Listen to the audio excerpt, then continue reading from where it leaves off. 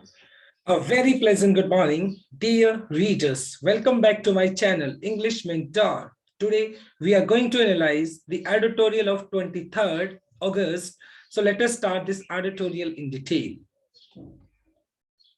The title of this editorial is curving delta. देखो, curve का मतलब होता है किसी चीज को कंट्रोल करना। डेल्टा यहाँ पे यूज किया गया है, कोरोना वायरस का एक वेरिएंट है। तो किस तरीके से जो डेल्टा वेरिएंट है कोरोना का, उसको कंट्रोल किया जाए। On the variant that drives India covid infections.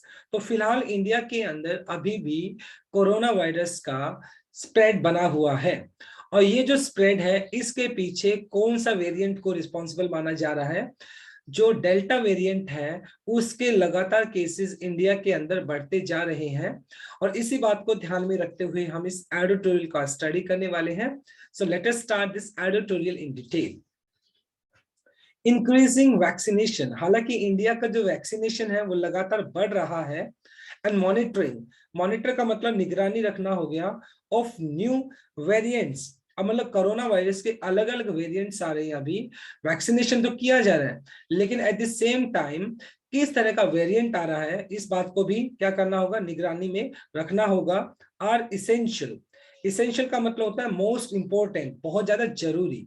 In fighting the pandemic, अगर हमें इस महामारी को लड़ना है, इस महामारी से हमें जीतना है, तो हमें क्या करना होगा, हमें अपना जो वैक्सीनेशन प्रोग्राम है उसको तो बढ़ाना होगा।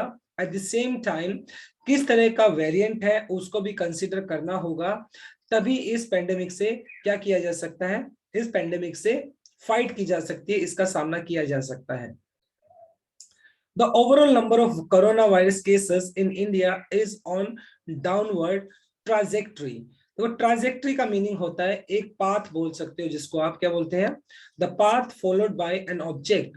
मतलब एक पर्टिकुलर जो रास्ता होता है, एक पाथ होता है, उसकी बात की जा रही है ट्राजेक्ट्री। अगर इंडिया के अंदर बात करें कोरोना वायरस के जो ओवरऑल केसेस की बात की जाए तो फिलहाल डाउनवर्ड है, यानी कि कोरोना वायरस के केसेस के अंदर अभी फिलहाल कमी दिखाई पड़ रही है।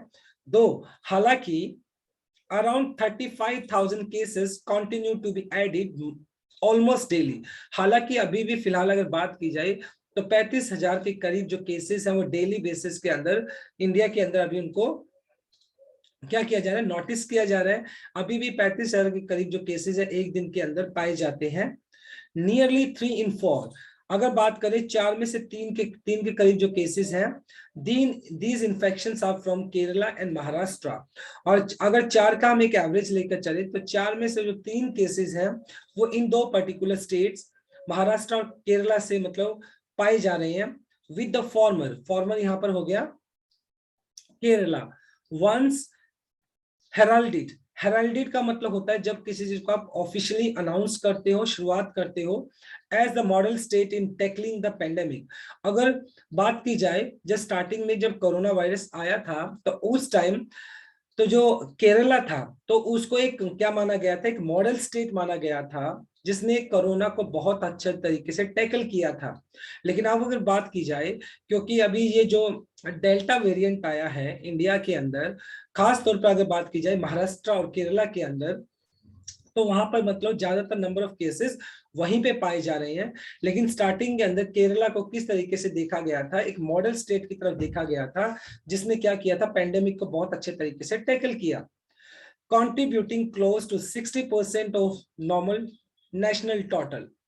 और अगर बात की जाए महाराष्ट्र और केरला की, तो जो टोटल नंबर ऑफ अगर केसेस की बात की जाए पूरे इंडिया के अंदर फिलहाल कोरोना वायरस के, तो उसमें से 60% कॉन्ट्रीब्यूशन ये दोनों के दोनों स्टेट दे रहे हैं। तो यानी अभी अब बात की जाए तो these 2 states are the most affected states. अब ये दोनों जो स्टेट्स है बहुत ज्यादा अफेक्टेड है। There may be several reasons, इसके पीछे बहुत सारे रीजंस हो सकते हैं। Why this is the case? One of the conjectures का मतलब हो गया speculation, अंदाजा लगाना, that newer variants may be playing a significant role. अब यहाँ पे बात देखने वाली बात यहाँ पे आ रही है कि इंडिया ने अपने वैक्सीनेशन को बहुत स्ट्रॉन्ग किया है, मतलब बहुत सारे लोगों को वैक्सीनेशन दिया जा चुका है, लेकिन उसके बावजूद भी ये जो नंबर ऑफ केसेस फिलहाल दोबारा से बढ़ रहे हैं, इसके पीछे का रीजन क्या है?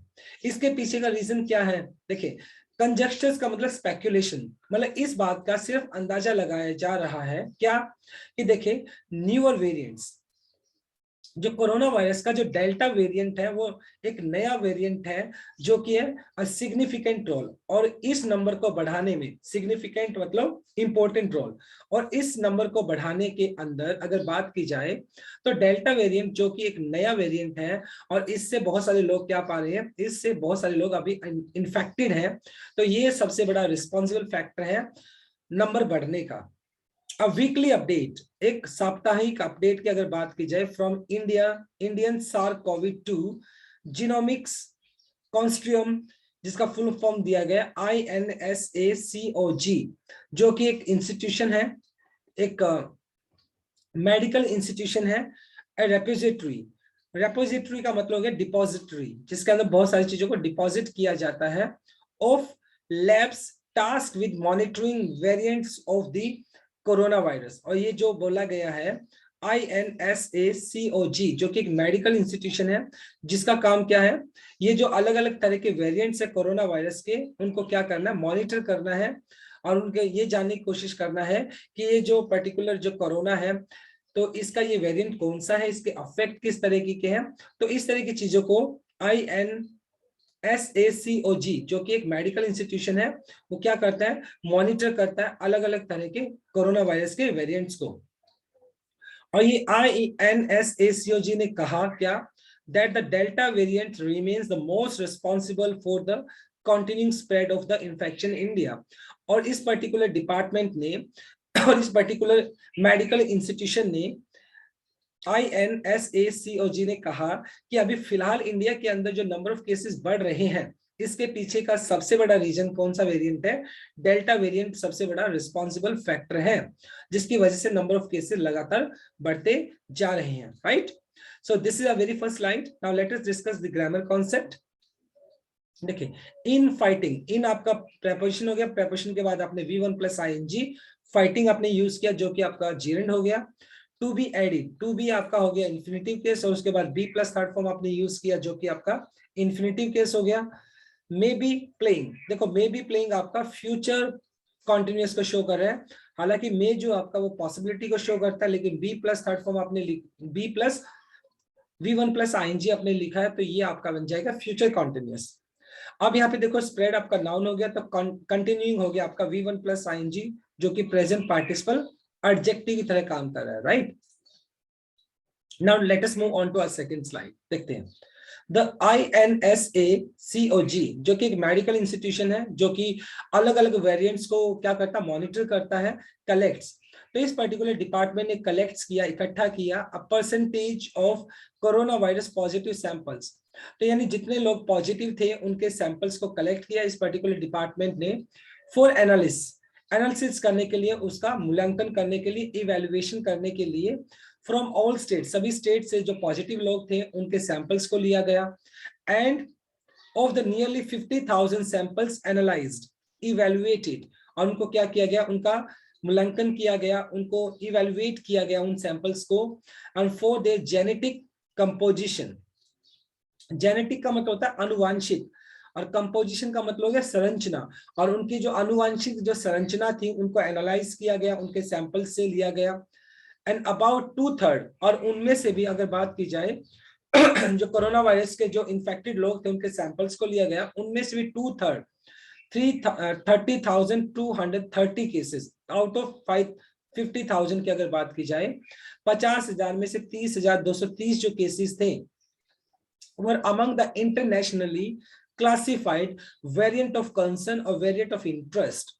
मतलब ये जो अगर बात की जाए, ये जो पर्टिकुलर 30,230 जो केसेस हैं, वो कौन से केसेस, कौन से वेरिएंट के हैं, variant of concern end variant of interest, जिसको आप बोल सकते हैं एक ऐसा वेरिएंट जो कि फिलहाल बाहर की कंट्री से आया है, राइट।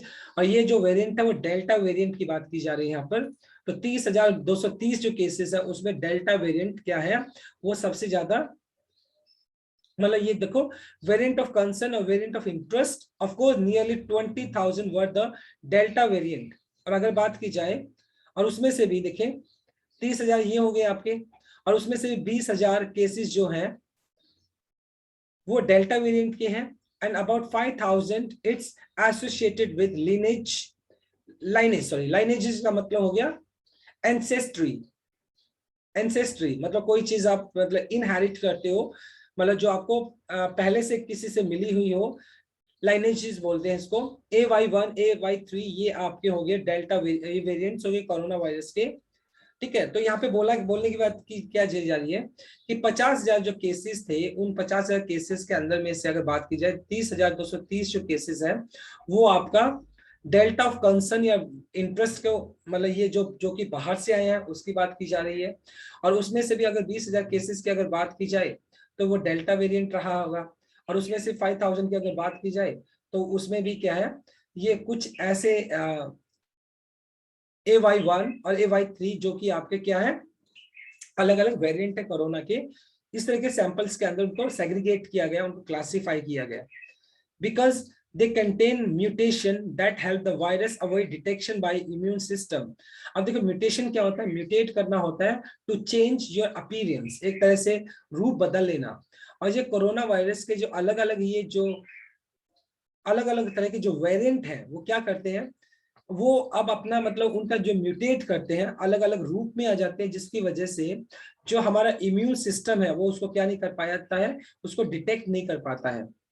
अब जो कोरोना वायरस की अगर बात की जाए तो हमारे बॉडी ने एक पर्टिकुलर अगर बात की जाती है वेरिएंट के प्रति तो हमारा इम्यून सिस्टम स्ट्रांग है। लेकिन अगर वही कोरोना वायरस का दूसरा वेरिएंट हमें इन्फेक्ट करता है तो हमारा इम्यून सिस्टम उसको समझ नहीं पाता, और जिसकी वजह से उसको डिटेक्ट नहीं कर पाता और एंटीबॉडीज को क्रिएट नहीं कर पाता। तो इस वजह से जो कोरोना वायरस के जो अलग अलग ये जो वेरिएंट है वो अलग अलग म्यूटेंट के अंदर आ रहे हैं, जिसकी वजह से हमारा जो इम्यून सिस्टम है वो उसको डिटेक्ट नहीं कर पाता। द लाइनेजेस का मतलब एंसेस्ट्री हो गया of delta variant are driving spikes in infection world wide.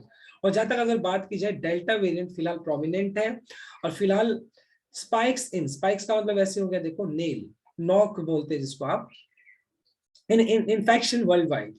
और डेल्टा वेरिएंट्स आर ड्राइविंग का मतलब ड्राइविंग जिसको आप बोल सकते हैं एक तरीके से चैनलाइज करना, किसी चीज को आगे बढ़ाना। तो फिलहाल अगर बात की जाए तो वर्ल्ड वाइड के अंदर जो डेल्टा वेरिएंट है उसके ही केसेस बहुत ज्यादा है। Globally there are believed to be 13 sub लाइनेजेस of delta. और यहाँ पर अगर सब क्लासिफाइड किया जाए तो डेल्टा वेरिएंट के भी 13 क्लासिफिकेशन है, यानी उसके भी अलग अलग तरह के वेरिएंट है। डेल्टा वेरिएंट के सब वेरिएंट की अगर बात की जाए तो उसके 13 सब वेरिएंट है विद कैरेक्टरिस्टिक जेनेटिक म्यूटेशन। और हर एक जो वेरिएंट है उसका जो जेनेटिक है, उसका जो आनुवंशिक है, जो म्यूटेशंस है वो अलग है। AY1 AY2 AY3 are the prominent once. अब ये जो AY1 AY2 और AY3 है ये आपके वेरिएंट है, अलग अलग तरह के वेरिएंट्स हैं, डेल्टा वेरिएंट के अलग अलग टाइप्स हैं। Are the predominant ones, predominant one. Predominant का मतलब स्ट्रॉन्ग, और ये सबसे बड़ा, ये जो बात की जाए AY1 AY2 AY3 ये सारे के सारे क्या प्रीडोमिनेंट वंस, मतलब बहुत ज्यादा डोमिनेंट है। इन्हीं की वजह से नंबर ऑफ केसेस के बहुत ज्यादा इन्फेक्शन के केसेस आ रहे हैं, और सबसे ज्यादा इन्हीं को रजिस्टर्ड किया जा रहा है। तो ओवरऑल अगर फिलहाल बात की जाए तो डेल्टा वेरिएंट जो कि अभी भी एक मिस्ट्री बना हुआ है, और इसके बहुत सारे वेरिएंट हैं जो कि अक्सर हमारे जो इम्यून सिस्टम है उनको डिटेक्ट नहीं कर पाता है। और फिलहाल अगर बात की जाए अभी भी ये एक बहुत बड़ा एक ट्रबल बना हुआ है सभी कंट्रीज के लिए, खासतौर पे इंडिया के लिए, क्योंकि उसके नंबर ऑफ केसेस लगातार अभी भी बढ़ते जा रहे हैं, right. Now let us discuss the grammar concept. देखो ये पर्टिकुलर INSACOG एक सिंगुलर नाउन हो गया, तो इसलिए आपने कलेक्ट्स यूज कर लिया जो कि प्रेजेंट इंडेफिनाइट है। देखो दैट आपका रिलेटिव प्रोनाउन हो गया, रिलेटिव प्रोनाउन से पहले आपने म्यूटेशन यूज किया जो कि आपका एंटीसीडेंट हो गया, और एंटीसीडेंट आपका प्लूरल है तो वर्ब भी आपने प्लूरल यूज कर ली, और वर्ब हमेशा एंटीसीडेंट के हिसाब से यूज होती है। आर बिलीव्ड, अब यहाँ देखो बी प्लस थर्ड फॉर्म आपने यूज कर लिया, आर बिलीव्ड, ये बी प्लस थर्ड फॉर्म हो गया आपका, जो कि आपका पैसिव स्ट्रक्चर हो गया, are believed, right. So this is our second slide. Now let us move on to our third slide. देखते हैं. देखिए, concerning, इस बात की चिंता करते हुए, concerning as this variant is, it should not be forgotten that the purpose of this existing vaccine is to prevent hospitalization and mortality. And the limited evidence so far is that the vaccine coverage has played a role in keeping hospitalization in most states to manageable level, as well as allowing normalization of the economic activity. देखिए, अब देखो, concerning as this variant, और हालांकि तक इस बात की जाए, जो डेल्टा वेरिएंट है इसको कंसर्न करते हुए, it should not be forgotten, इस बात को भूलना नहीं चाहिए. क्या? The purpose of existing vaccine, जो फिलहाल जो वैक्सीन दी जा रही है इंडिया की तरफ से, उसको, उनका जो पर्पज है वो क्या है कि जो ज्यादा से ज्यादा लोग हैं उनको बचाए जा सके, कि उनको हॉस्पिटलाइजेशन ना दिया जाए, उनको हॉस्पिटल में एडमिट ना होना पड़े, जो मोर्टेलिटी है, डेथ रेट है, उसके अंदर कमी लेकर आई जाए. द लिमिटेड एविडेंस, हालांकि मतलब इन जो वैक्सीन का है, जो जो पीछे वैक्सीन बनाई गई थी, उन वैक्सीन को, वो हालांकि वो दूसरे वेरिएंट के लिए बनाई गई थी, उनको फिलहाल जो डेल्टा वेरिएंट है, क्या जो हमारी वैक्सीन है उसको प्रोटेक्ट करती है या नहीं करती है, उससे फाइट करती है नहीं करती है, उसके लिए हमारे पास अभी लिमिटेड एविडेंस है. So far, this is the vaccine coverage has played a role in keeping hospitalization in most states to manageable level, as well as the allowing normalization of economic activity.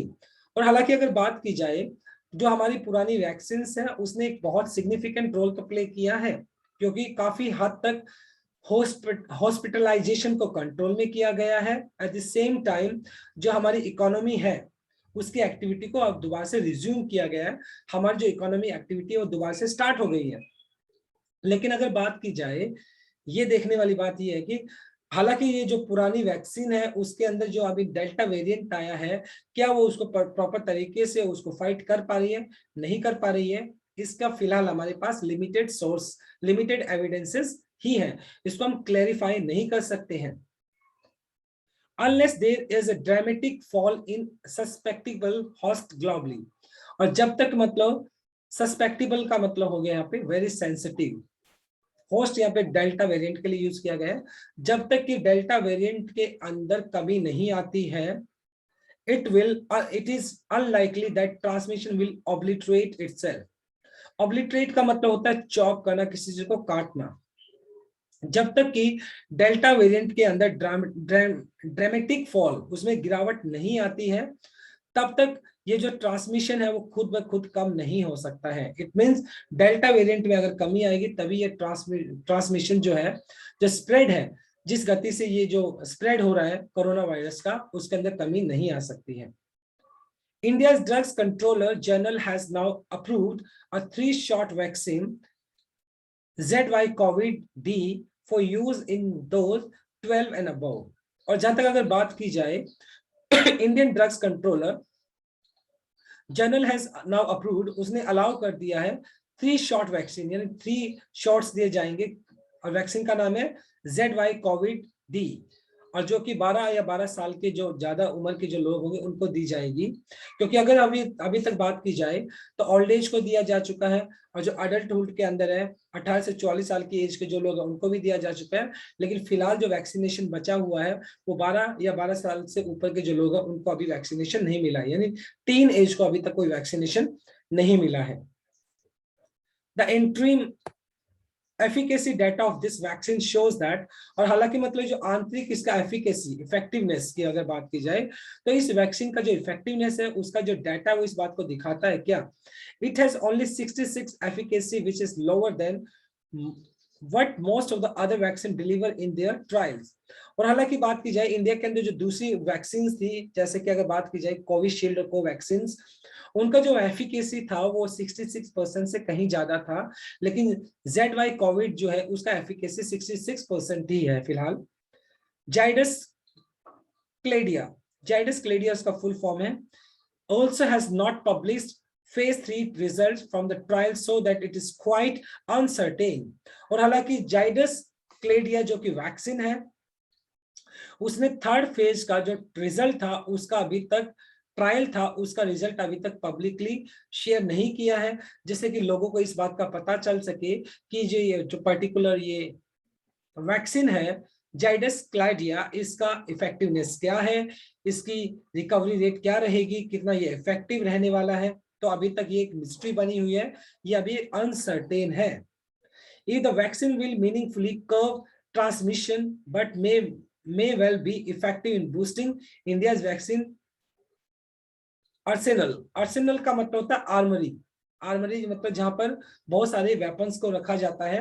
Cutting disease and saving lives. देखिए बात आती है if the vaccine will meaningfully curve, अगर मान लो कि ये जो vaccine है जाइडस कैडिला, अगर मान लो ये जो ट्रांसमिशन है उसको कर्व करती है, उसको कंट्रोल करती है, but may well be effective, क्या वो इफेक्टिव रहेगी इन boosting India's vaccine Arsenal. Arsenal मतलब यहाँ पे बोल दिया एक मेडिकल, यहाँ पे वैसे आर्मरी होता है जिसका मतलब जो you can say collection of weapons, a collection of arms, लेकिन यहाँ पे बोल सकते हैं अ कलेक्शन ऑफ मेडिसिन कह सकते हो, collection of medicine.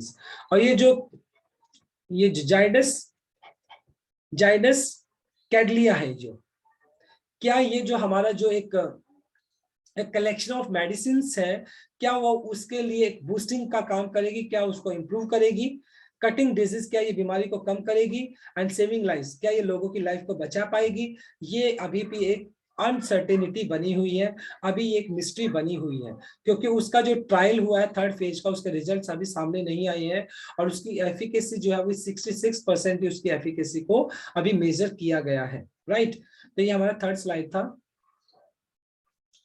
Now let us discuss the grammar concept. देखो should not be forgotten, should आपका एक मॉडल वर्ब हो गया, उसके बाद be प्लस थर्ड फॉर्म आपने यूज कर लिया जो कि आपका पैसिव स्ट्रक्चर है। उसके बाद हैज प्लेड आपका प्रेजेंट परफेक्ट हो गया, हैज के बाद आपने थर्ड फॉर्म यूज कर लिया। विल ऑब्लिटरेट ये आपका फ्यूचर इंडेफिनाइट हो गया। ऑब्लिटरेट का मतलब होता है चॉप करना, किसी चीज को काटना, यहाँ पे आपने V1 यूज कर लिया।